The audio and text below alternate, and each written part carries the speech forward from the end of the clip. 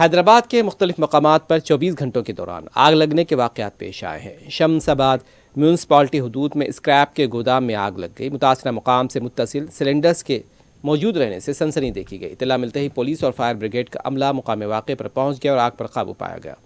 اس واقعے میں بھی جانی نقصان کی اطلاع نہیں ملی ہے۔ بتایا گیا ہے کہ یہ گودام مکانات کے بیچ میں واقع تھا۔ متصل مکان میں بھی بتایا جا رہا ہے کہ آگ کی لپیٹ میں متصل مکان بھی آ گیا تھا اور آگ لگنے کی وجہ کا پتہ نہیں چل پایا۔ متعلقہ پولیس تحقیقات کر رہی ہے۔